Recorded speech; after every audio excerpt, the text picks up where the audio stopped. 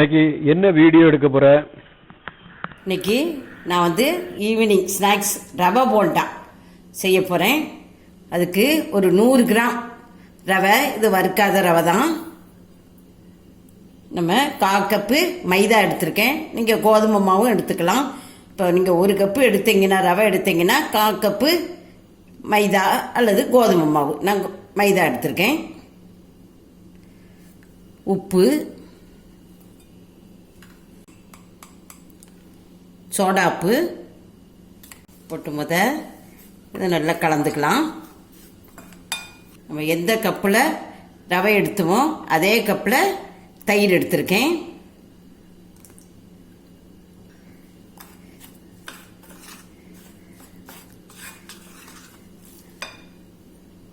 இப்போ கொஞ்சம் தண்ணி விட்டுக்கலாம்.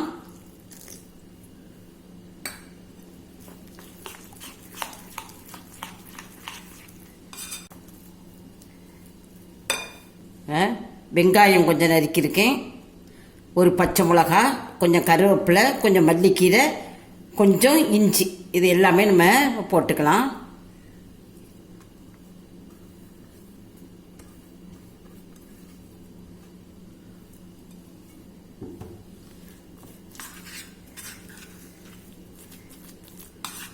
இப்போ இது ஒரு 15 நிமிஷம் அப்படியே இருக்கட்டும். எண்ணெயை காய வச்சுக்கலாம். இப்போ பாருங்கள், 15 நிமிஷத்துக்கு மேலே ஆயிடுச்சு. கொஞ்சம் கட்டியாக இருக்குது பாருங்கள். இப்போ நம்ம கொஞ்சம் தண்ணி விட்டுக்கலாம்.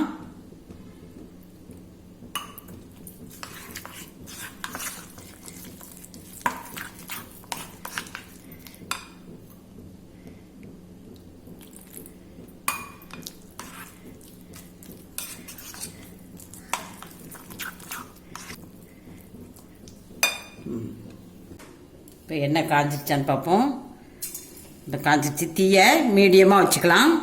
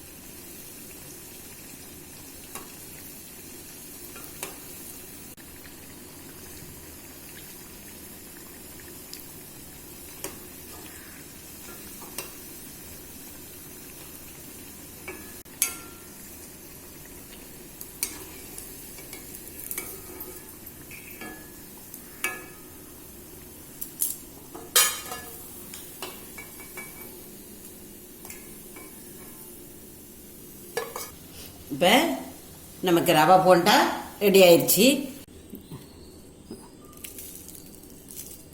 பாரு எவ்வளோ சாஃப்டாக நல்லா வந்திருக்கு.